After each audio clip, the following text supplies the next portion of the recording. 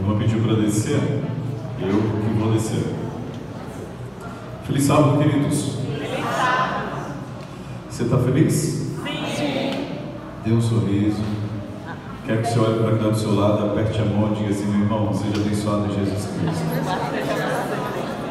Seja abençoado em Jesus. Nós iremos caminhar por dois textos das Escrituras. O primeiro deles a gente vai encontrá-lo no Evangelho de Marcos, capítulo 8.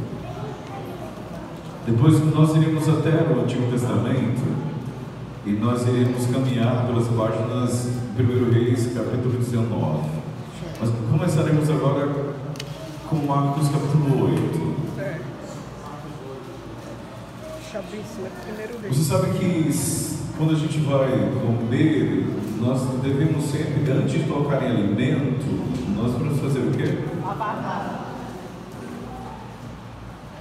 Então, antes de tocar em alimento sagrado, o que precisamos fazer? Orar. Agora entendi qual foi a coisa que caiu, é do microfone.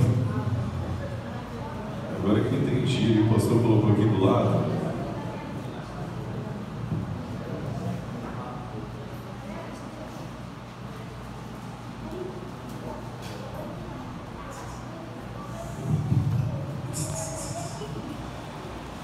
Esse degrau aqui, o último, ele é pequeno, né?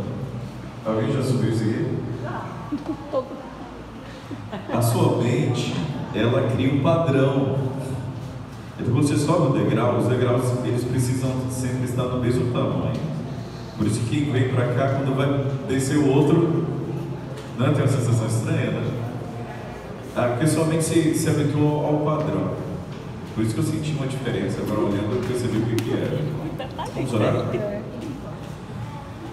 Amado Deus, querido Pai, obrigado por tua bondade, infinita misericórdia. O Senhor fala no nosso coração pela tua palavra, em nome de Jesus. Amém.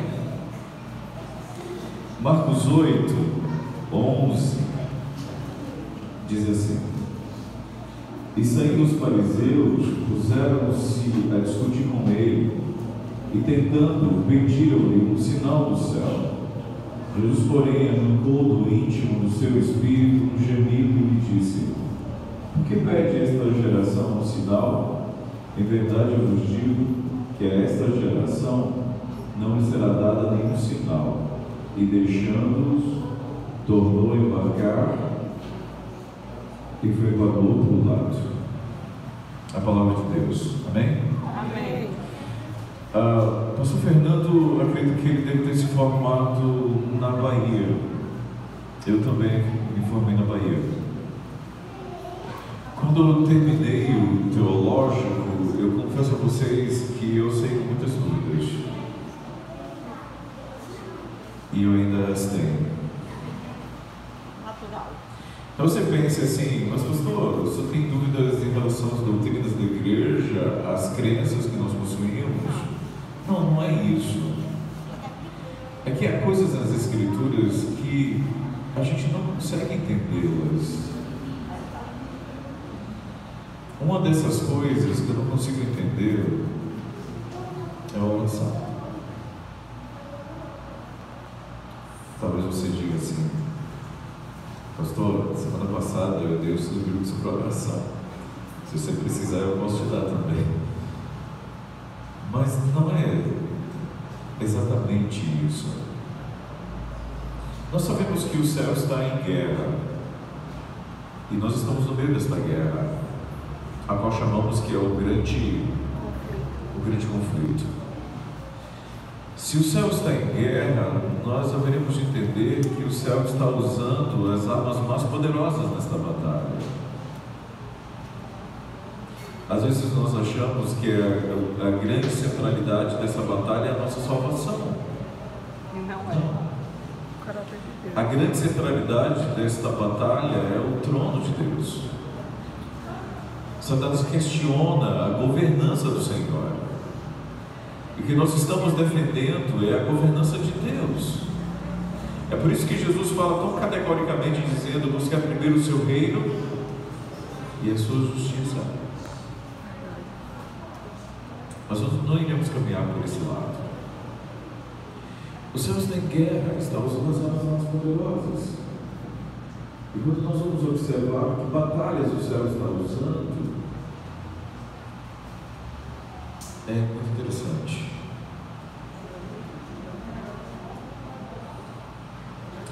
Nós comemos e podemos ter pausa na alimentação, ou pelo menos deveríamos. Nós bebemos água e conseguimos ter pausa, mas nós não devemos ter pausas na respiração. Quando pausamos a respiração é por uma necessidade que rapidamente nos obriga a retornar. Não deveríamos ter pausas na respiração. Alguma coisa está errada. É curioso que a respeito da oração, ele disse que nós deveríamos orar sem pausas. Ele disse orar e sem que não deveria ter pausas. Os críticos do Evangelho, os ateus, eles costumam criticar a postura de Jesus Cristo quando ele ressuscitou e apressadamente subiu ao Pai. Então eles perguntam, o que Jesus fazia de tão importante que deixou sua igreja aqui?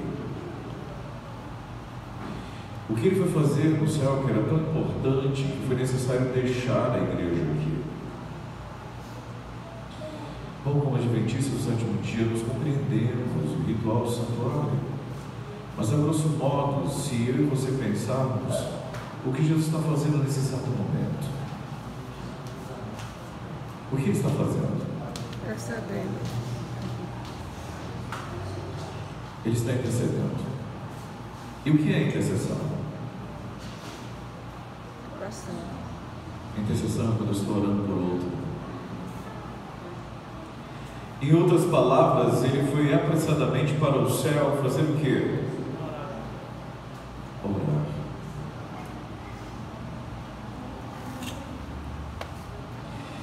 Ele criou o Espírito Santo e o Espírito fez de nós outro santuário.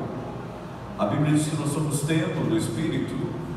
E a palavra diz que o Espírito Santo intercede por nós com gemidos inexprimíveis. Inexprimíveis.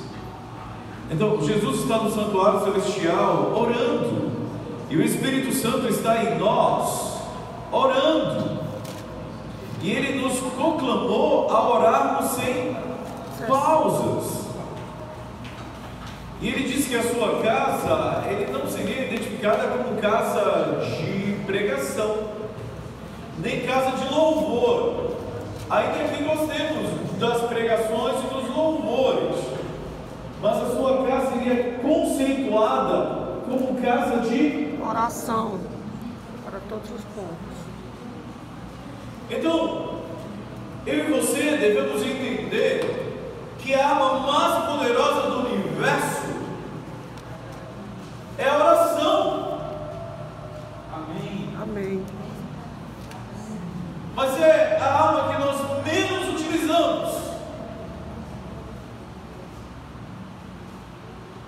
E que menos buscamos. Eu não sei se é verdade, mas eu vi a história de um pastor que ele havia tido um sonho, e nesse sonho ele encontrou uma árvore com muitos frutos, e os frutos tinham tamanhos diferentes. E ele se aproximou dessa árvore, e um anjo havia se aproximado também, e ele perguntou para o anjo que eram aqueles frutos, e ele disse que eram os frutos dos servos do Senhor. E ele observou que os frutos tinham tamanhos diferentes, e ele viu o seu fruto, mas ele viu um fruto ainda maior, e se aproximando perguntou, de quem era este fruto?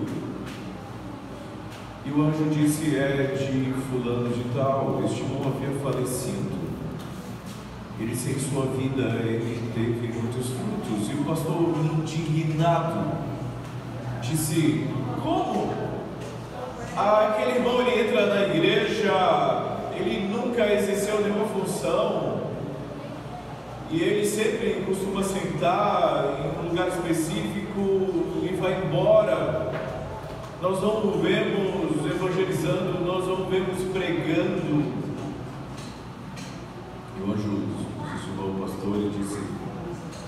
este irmão, ele sustentou a igreja durante sua vida, porque nas madrugadas era ele que clamava por esta igreja.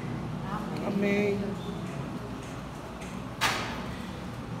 A história diz que o pastor acordou e a partir de então ele começou a entender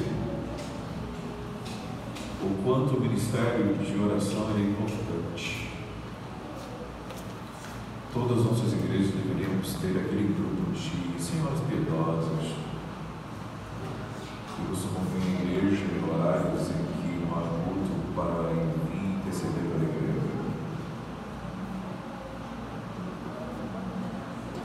Então, quando eu digo a você que eu não compreendo a oração, é porque ela tem um poder tão grande que nós não conseguimos alcançar a sua profundidade. Não dá para entender exatamente por que ela é tão central, por que ela faz as coisas se moverem.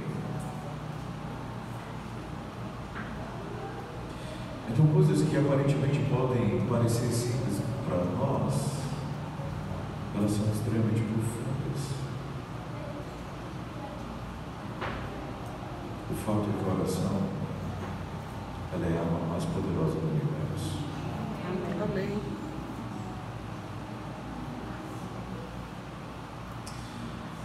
Durante um tempo, Deus sempre tem me acordado às 3 horas da madrugada. A primeira vez que eu acordei, eu vi o relógio e eu achei uma coincidência. Mas no outro dia eu fui acordado no mesmo lugar. Depois, 3h10, 5h10.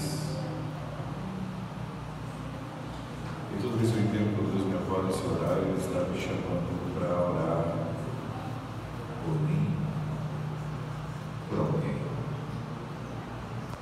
Então eu costumo procurar trazer à memória algumas pessoas para orar por elas.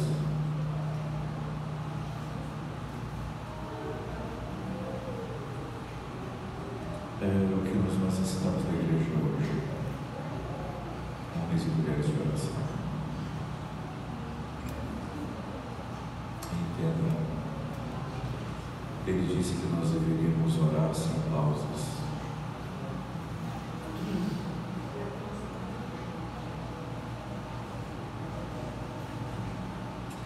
Retornemos aos versos, ao verso que nós lemos.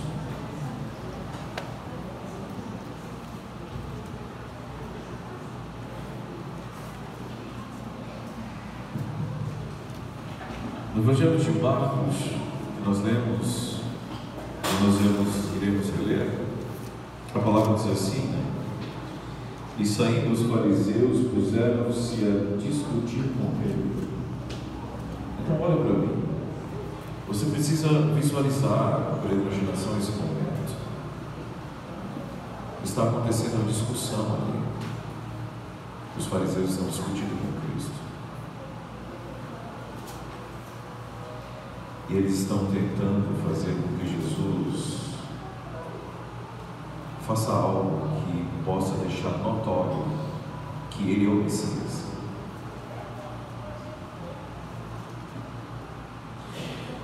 Os fariseus, eles surgiram depois do período do exílio babilônico. Quando Israel foi levado em cativeiro para a Babilônia, eles entenderam que 2 grandes pecados eles haviam cometido e esses pecados os haviam levado em cativeiro. O primeiro pecado é o maior dos pecados. Ele é o antagonismo ao maior dos mandamentos. E qual é o maior dos mandamentos? Amar a Deus sobre todas as coisas. O maior pecado, ele é antagônico a este mandamento. E qual é o maior dos pecados? Eu sei que nós crescemos e sempre ouvimos aquela história que não tem diferença de pecadinho e pecadão. Sim, um pecado pequeno pode tirar o reino, como um pecado grande também. Mas os pecados, eles têm consequências imediatas diferentes. E o seu grau de ofensa, ele muda. O dom profético, ele diz claramente, pela leitura das Escrituras, nós compreendemos isso. O maior dos pecados, ele é antagônico, ele é oposto ao maior dos mandamentos. O maior mandamento é amar o Senhor sobre todas. O maior dos pecados é não amar o Senhor sobre todas as coisas. E o que chamamos esse pecado? Idolatria. Idolatria é quando eu ofereço meu amor a quem não tem o direito de receber. Eu posso depositar o meu amor a alguém ou a algo. E é justamente o oposto ao cumprimento do maior dos mandamentos: amar o Senhor. Israel havia entendido que eles foram levados em cativeiro porque haviam transgredido o maior dos mandamentos. Eles haviam se tornado idólatras. E o idólatra, ele deposita o seu amor a alguém ou a algo errado. Perceba que a batalha é que eu devo amar a quem devidamente merece o meu amor. Por isso que a palavra do Senhor diz: a Ele toda honra, toda glória, todo louvor. De modo geral, queremos amar o Senhor, mas não em plenitude. Imagine um jovem que vai se casar e diz para a moça que a ama imensamente, mas antes de confirmar o casamento, ele se dirige a ela e diz: olha, eu te amarei 364 dias no ano, eu quero apenas um dia, esse único dia eu quero que você deixe comigo, porque esse único dia eu quero dar a minha amante. Mas olha, fica tranquila, porque 364 dias no ano eu vou te amar com toda a intensidade. E apenas um dia no ano eu iria depositar a minha amante. Você aceitaria isso? Mas olha, é apenas um dia. Você ficará com 364 dias com amor pleno. E talvez se nós invertermos e pensarmos em relação ao homem, uma mulher dirigindo a ele e dando a mesma proposta: eu vou ficar com você 364 dias no ano, apenas um dia eu ficaria com outro homem. Você aceitaria? Agora, se nós, pecadores, não aceitamos que o amor seja compartilhado com o outro, por que você acha que Deus aceitaria o amor dividido? Por isso que a palavra diz que deve-se amar o Senhor de toda a alma, de todo entendimento, com toda a sua força. E fora disso é idolatria,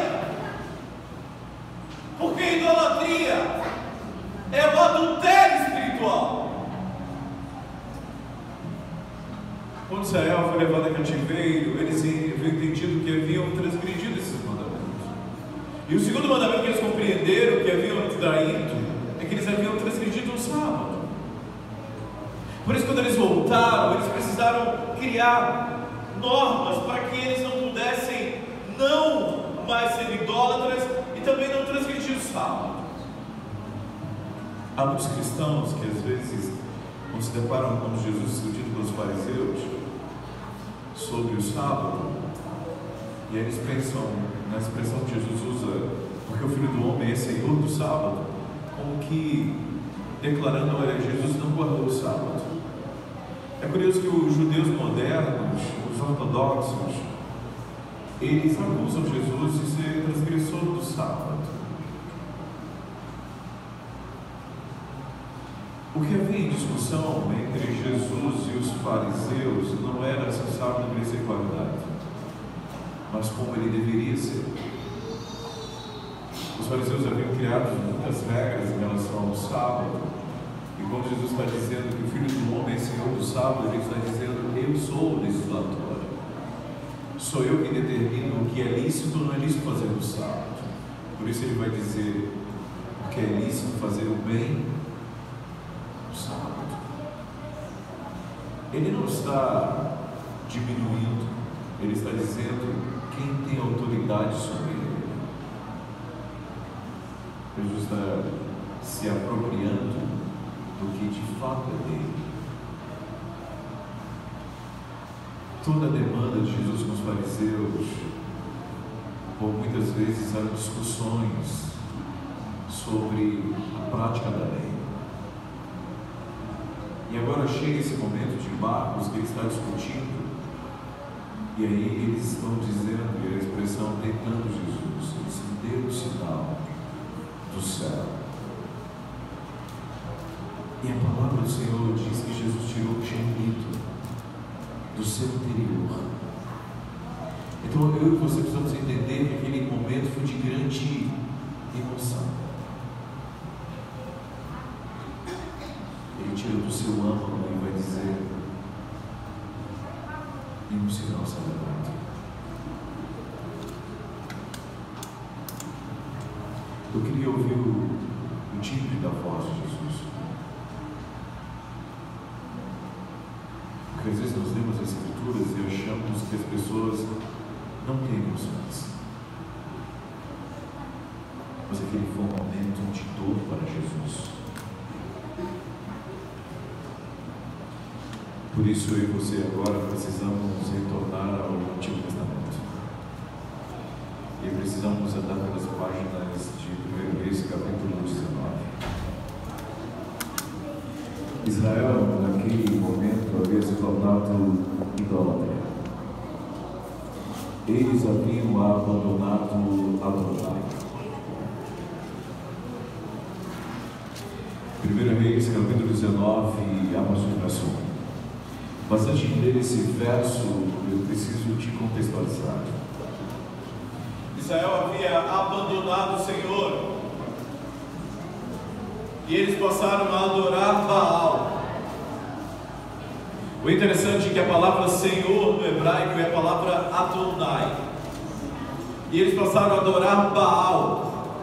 A palavra Baal, e é curioso que na nossa tradução, obviamente, não vai deixar essa mesma palavra, mas há momentos no Antigo Testamento onde a palavra do Senhor diz que o Senhor, Ele é o nosso Baal. Como assim? É porque a palavra Baal significa Senhor e marido. Sabe, Jesus disse que você não pode agradar a dois senhores. Porque Baal significa Senhor, Adonai é Senhor. Então muitos estavam entendendo que Baal e Adonai seriam o mesmo. Eles abandonaram o Senhor, Adonai, e começaram a viver em idolatria. E essa idolatria alcançou os níveis da sociedade como um todo, de um agricultor ao rei. Então, dentro desse panorama onde a idolatria havia acometido Israel, o Senhor levantou um homem de Tisbé. Ele aparece e ele vem para cortar as coisas na sua raiz. Porque Baal era considerado o Deus que mandava a chuva. E ele vai justamente declarar quem tem autoridade sobre a chuva. Por isso Elias vai dizer: não vai chover enquanto eu, Elias, não fizer o quê? Oramos. Exato. Não vai chover enquanto eu, Elias, não orar.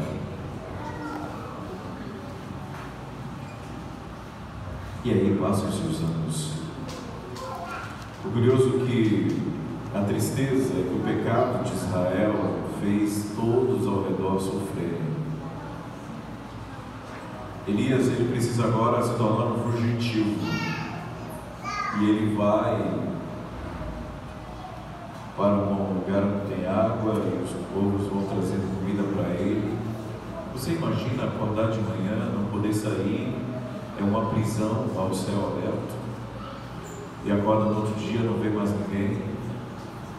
Quanto tempo ele ficou junto àquele ribeiro? Até que a seca foi tão grande que o ribeiro cessou. Agora o Senhor diz para ele: Elias, vai até a casa de uma viúva, ela vai te alimentar. E você conhece a história, a viúva não tinha. Mas olha que coisa curiosa, Deus, Ele é o nosso provedor, Ele proveu para Elias com dois caminhos improváveis.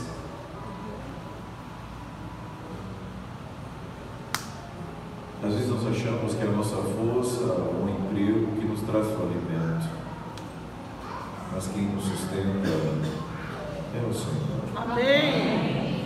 Ele é o nosso provedor. E você conhece, ele vai até lá e a bênção recai sobre a casa da viúva. O tempo passa e Deus vai dizer para Elias: agora chegou a hora, Elias, você precisa confrontar, porque se assim quer continuar, quantas pessoas virão morrer? E ele vai para o Carmelo e ele percebe que ele está só. Ele estava só no ribeiro, viveu aquele tempo com a viúva. Nós não fomos criados para vivermos isolados. Isso vai machucando a gente. E Elias vai para o confronto, que na mente de Elias seria o confronto final. Então, nesse confronto final, seria um momento apoteótico. Elias simplesmente diz: agora nós não iremos em direção ao natural, nós iremos em direção ao sobrenatural. Será Senhor, será Deus quem fizer fogo descer do céu. E nesse momento ele permite que os profetas de Baal executem os seus rituais, e eles são tão cômicos que Elias vai zombar deles. Até o momento que Elias cessa aquela situação e diz: agora jogue água sobre o sacrifício, porque eu quero deixar bem claro que não será combustão espontânea, que o fogo não vai queimar do nada por causa do fogo, do sol. Jogue em água. E Elias vai orar, e o fogo desce do céu. Amém. Naquele momento Elias, ele acredita que a batalha acabou, que os dias de ser fugitivo terminaram, e ele dá ordem aos soldados, ordem esta que deveria ser dada pelo rei, mas o profeta dá ordem: matem todos os sacerdotes de Baal. Naquele momento, a idolatria parece que iria acabar, e Elias percebe que é hora da bênção chegar, e ele vai para um lugar só, e ele vai orar, pedir que a chuva venha. E aquele momento de Elias orando, ele é quase que uma semelhança com a volta do Senhor. Ele vê uma pequena nuvem do céu, e ele vai orando, e ele vai dizer para Acabe: corre, Acabe, que a chuva está chegando. Você sabe o que é passar um tempo de grande seca, e a chuva está vindo, e ela vem em abundância. Amém. Acabe vai com o cavalo e Elias vai atrás. Elias era um homem grosseiro, mas era um homem como esse que era necessário para aquele tempo. Ele vai correndo, amado. Elias era um herói, um super-herói. Ele usava capa. Mas o seu poder não vinha da Bárbara. O seu poder vinha do Senhor. Amém. Elias deita na entrada da cidade. Está tão cansado. Ele dorme. Ele vai ser acordado com um mensageiro, dizendo para ele alguma coisa. Amanhã, aliás, em 24 horas, eu vou te matar, Elias. A mensagem de Isabel. Em 24 horas eu vou te matar. Vamos ler as Escrituras. Verso 19. Acabe fez saber a Jezabel tudo quanto Elias havia feito e como matara todos os profetas à espada. Então Jezabel mandou um mensageiro a Elias a dizer: faça-me os deuses como lhe aprouver, se amanhã, a essas horas, em 24 horas, não fizer eu a tua vida como fizesses a um deles. Temendo, pois, Elias levantou-se para salvar a sua vida, se foi e chegou a Beceba, que pertence a Judá, e ali deixou seu moço. Ele mesmo, porém, se foi ao deserto caminho de um dia, e veio e se assentou debaixo de um zimbro, e pediu para si a morte, e disse: basta, toma agora, ó Senhor, a minha vida, a minha alma, pois eu sou melhor que os meus pais. Deitou-se e dormiu debaixo do zimbro. Eis que um anjo tocou e disse: levanta-te e come. Olhou ele e viu junto à cabeceira um pão cozido sobre brasas e uma botija de água. Comeu, bebeu, tornou a dormir. Voltou segunda vez o anjo do Senhor, tocou-lhe e disse: levanta-te e come, porque o caminho te será sobre modo longo. Levantou-se, pois, comeu e bebeu, e com a força daquela comida caminhou 40 dias e 40 noites até Horebe, o monte de Deus. Amém. Ali entrou numa caverna onde passou a noite, e eis que ele viu a palavra de Adonai e lhe disse: que fazes aqui, Elias?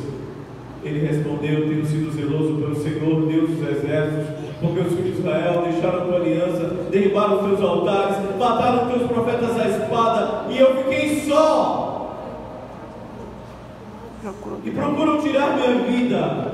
Disse-lhe Deus: sai, põe-te sobre este monte perante o Senhor. E eis que passava o Senhor, e um grande e forte vento fetia os montes, despedaçava as penhas diante do Senhor, porém o Senhor não estava no vento.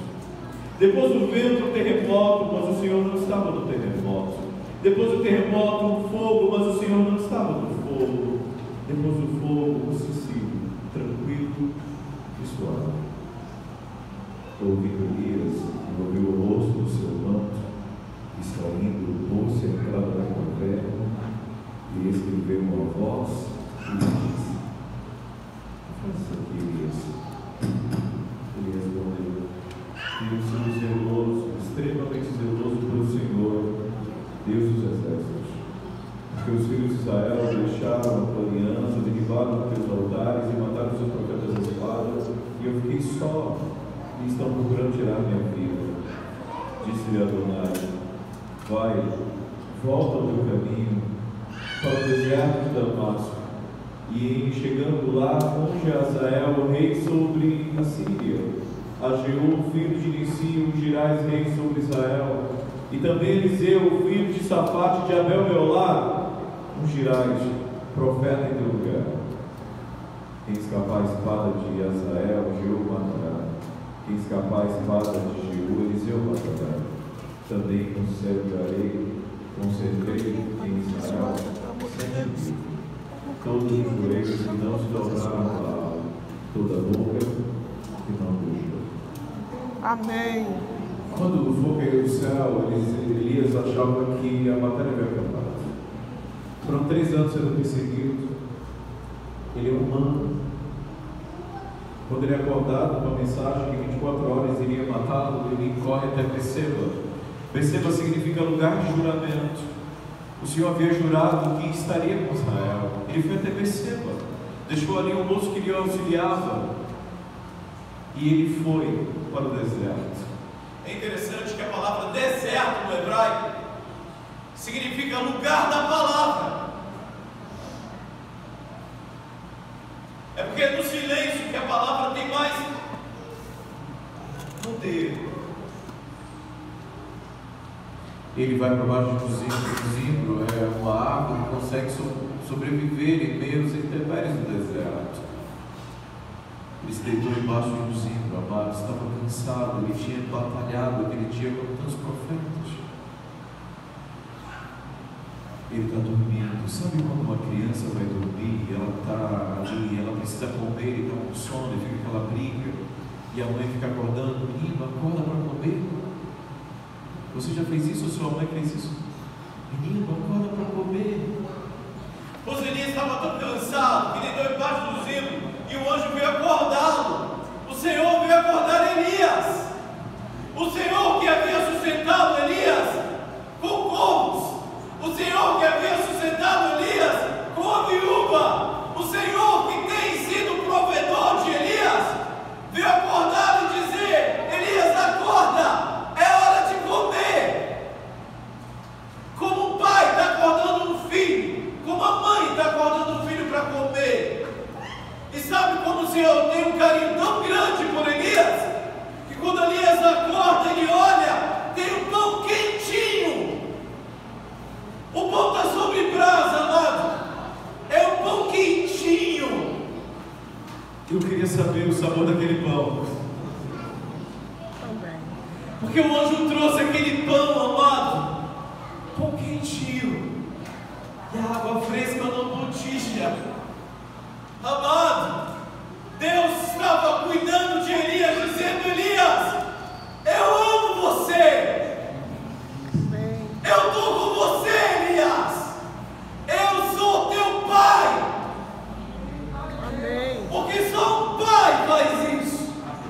Acorda, filho. Está na hora de comer. Elias acorda, amado, e come.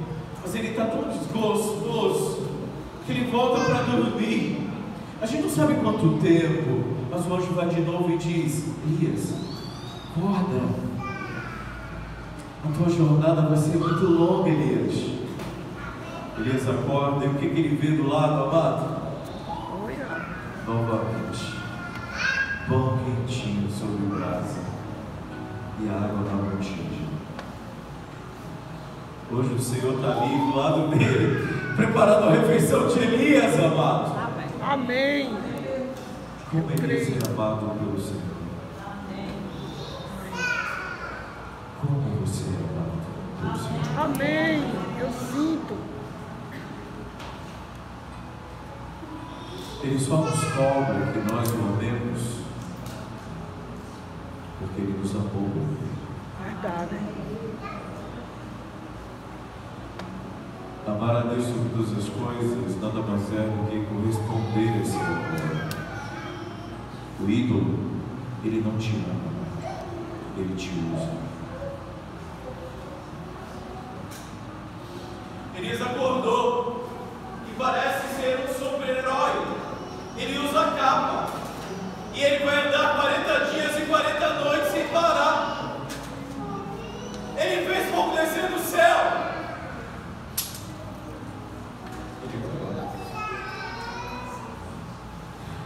Ele vai até Horebe.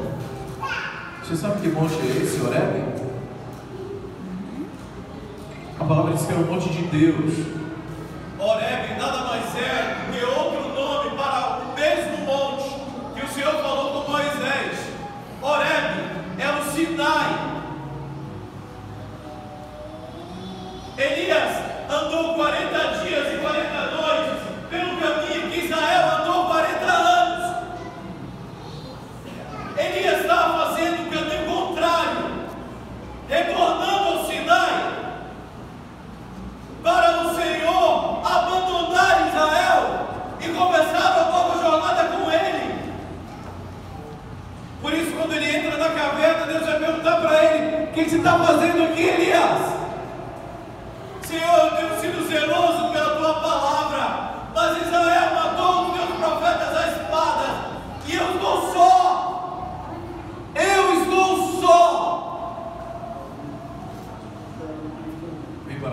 Elias. E aí o que Deus vai fazer? Deus vai mostrar o seu poder como mostrou para Moisés. Porque a palavra diz que quando o Senhor deu a sua lei, houve terremotos, houve ventos fortes. E o Senhor fez isso, mas a palavra diz: houve um vento forte, mas o Senhor não estava no vento. Houve um terremoto, mas o Senhor não estava no terremoto. Depois uma brisa suave. Elias disse: é diferente. E o Senhor vai dizer para ele: você está fazendo aqui, Elias? Elias vai dizer agora: eu tenho sido extremamente zeloso pelo Senhor. É quando o Senhor vai dizer: Senhor, eu tenho te amado tanto, mas Israel não te ama. Por isso, Senhor, comece uma nova história comigo.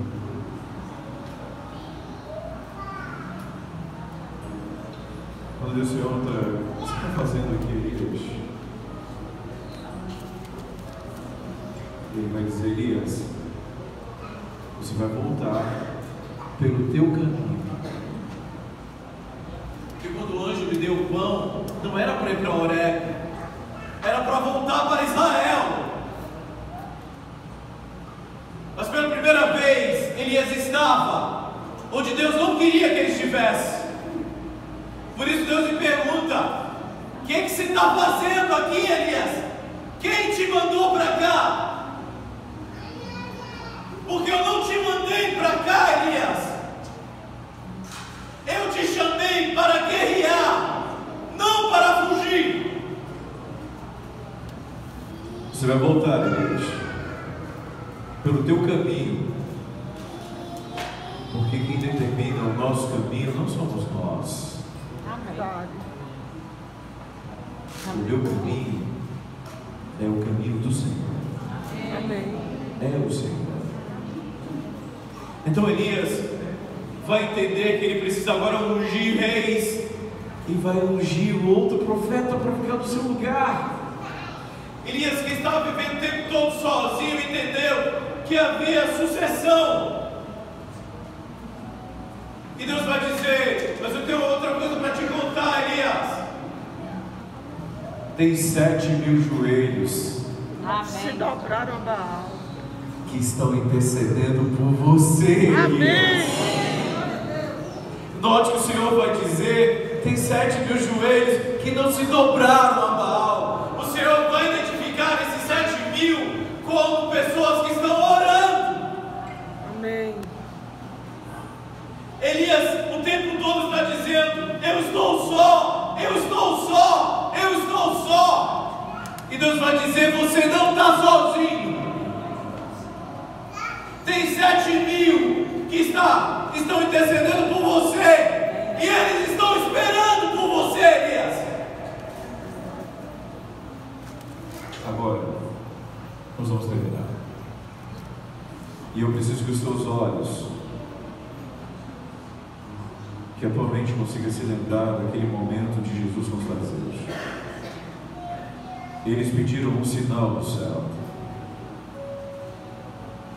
mas o Senhor já havia feito isso.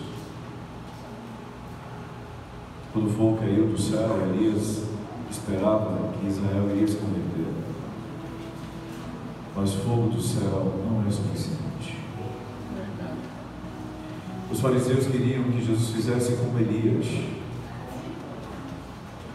Por isso que Jesus traz um gemido do âmago, porque não é esse tipo de fé que ele está procurando. Ele não está procurando uma fé que se baseie pelo que vê. Ele está procurando uma fé que realmente se baseie pelo que crê. Por isso Jesus chora por ele e vai dizer: eu vou abrir um sinal para vocês. No Evangelho de Mateus, capítulo 16, ele vai falar sobre esse sinal e ele vai dizer que nenhum sinal será dado a não ser de Jonas,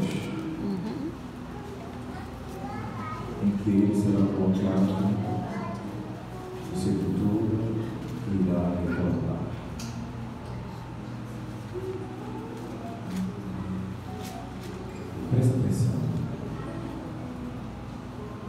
fogo descer do céu no fim dos tempos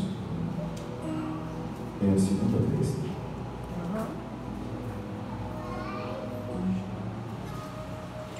O Senhor está procurando adoradores que não andem por vista, Pela fé. mas andem por fé. Verdade. Amém. Que ame o Senhor de toda a sua força, de toda a sua alma, de todo o seu entendimento. Na batalha de Israel ficou claro que os servos são aqueles que dobram os seus joelhos ao Senhor. Amém. E não aos ídolos. Nós, como adventistas, sabemos o que vai acontecer. Falsos milagres acontecerão, prodígios serão feitos por Satanás. Amém. Mas eu e você devemos crer no assim diz Senhor. o Senhor. Amém. Não andamos por vista, andamos por fé. Amém.